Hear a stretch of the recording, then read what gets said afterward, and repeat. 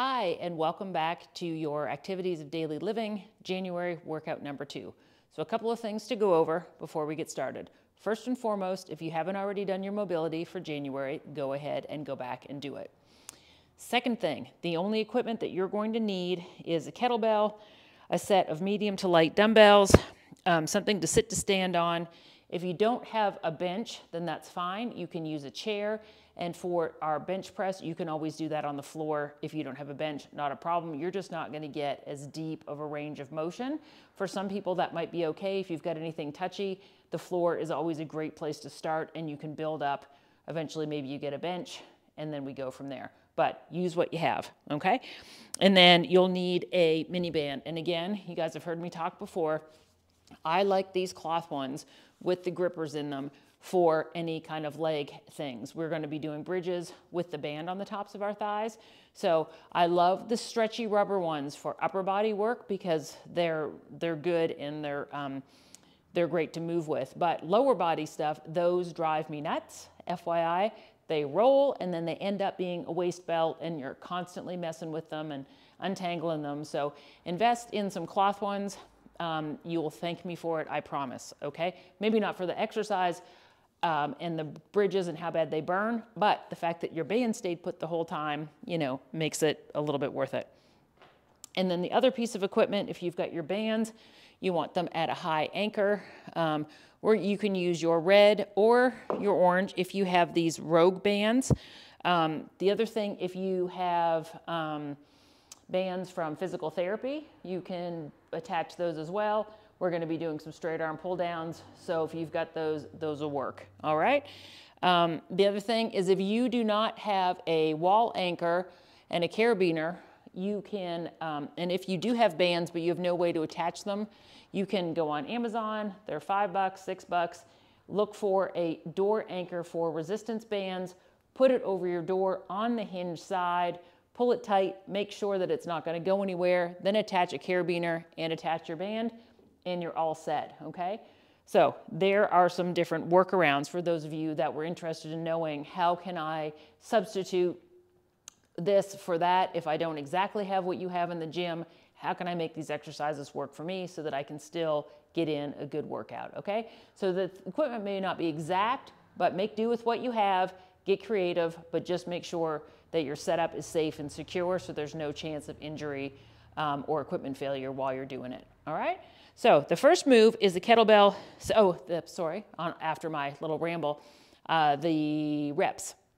We're gonna increase everything by 2. So we start just with 1, then we move to 3, 5, 7, 9, 11, 13, all the way up to 15, okay? So we have 5 exercises. You go through all 5 once, then we repeat for 3, repeat for 5, you get the idea.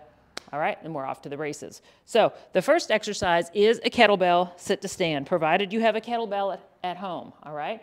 And if you're doing these online workouts, that's something you should at least have is a kettlebell, all right? You can make do with a dumbbell, absolutely. I'll show you here in a second how to do that. So remember your sit to stands.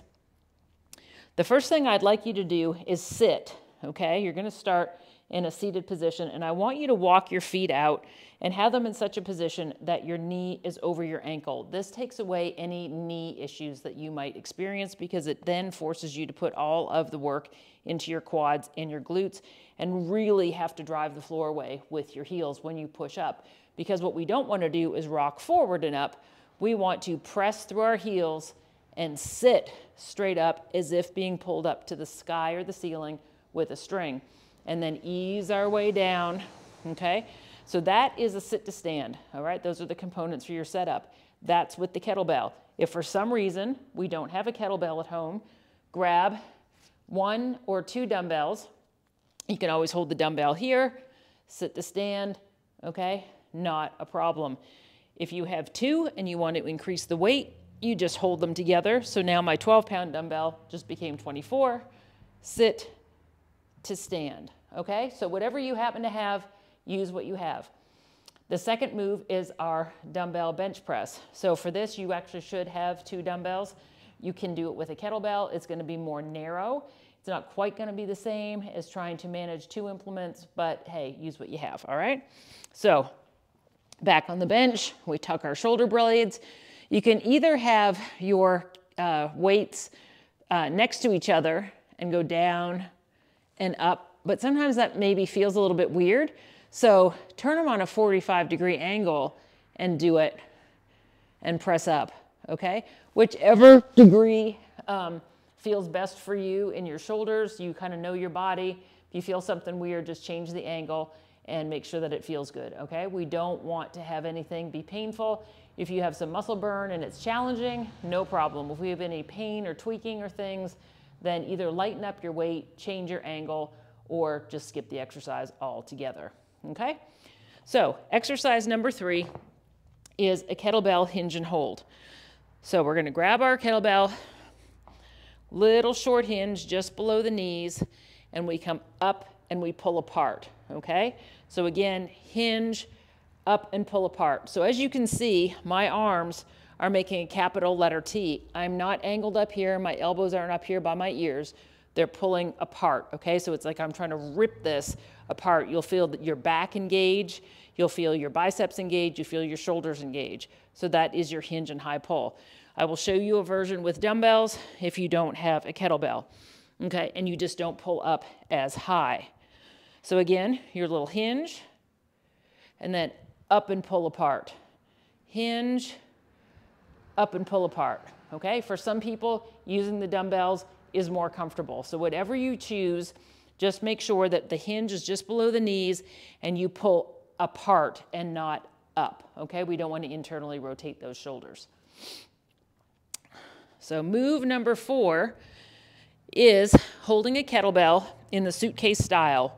And so what that means is we hold it in the leg that is going back. So if I'm holding the kettlebell in my right hand, my right leg is going to go back. So I'm reaching back and I drop down and I step forward. So there's one. Then I'll switch the kettlebell into the left leg or left hand, and my left leg will go back, okay? So that is the kettlebell suitcase drop step lunge. And then you'll do 3 on each leg, 5 on each leg, et cetera, et cetera. And then the last move in this part of the workout is your dumbbell lateral raise. So for some of the lesser amount of repetitions, you can go a little heavier if it feels comfortable. So these are 5s. I probably would do them with 7.5 until I got partway up and they started getting really challenging, and then you can drop down into lighter or just stick with lighter, whatever one is comfortable. The key is that we lead with our elbows, okay? And keep your shoulders down. Try to keep your neck relaxed. Try to keep your face relaxed so you're not doing this or doing that. Neither one of those feels comfortable. So try to keep everything relaxed as you're doing them. So we do 1, 3, 5, all the way up. So those are the 5 exercises for that part of the workout. So when you finish that, our finisher is 30 mini band bridges and 30 straight arm pull downs, and we have 3 rounds of those. So we talked about the mini band and my preferences, okay? So we take our mini band, put it on the tops of those thighs. All right, so again, we set this up. We have our heels down, our toes up. All right, my shoulder blades are tucked, my elbows are down, I'm making my fists. I'm pulling my heels in towards my glutes to activate my hamstrings. And as I pull in, I lift up.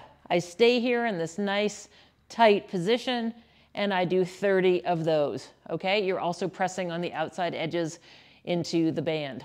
So you'll complete 30 of those. Take off your band. Make sure you check your shoelaces that the band didn't undo them, okay?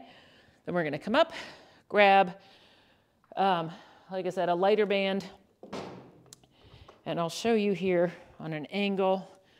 So these are, you're gonna pull this band down and apart. So we hinge down and we pull it apart. Up, down and apart.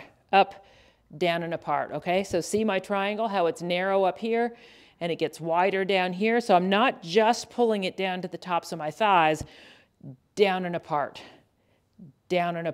okay? So you have 30 of those and we have 3 rounds. And then our cool down is the same as it was earlier, our 1 to 10 breathing. So we inhale for 1, exhale for 1, inhale for 2, exhale for 2. We make our way all the way up to 10 if you can. If you can't right now, have that as a goal, okay? So each time, try to increase that lung capacity, focus on your breathing, cool the heart rate down.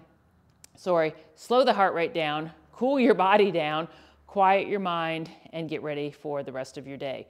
So there you have the second workout for the month of January, activities of daily living or our intermediate level workouts. Thank you guys so much for joining me, and I look forward to seeing you back here soon. Bye for now.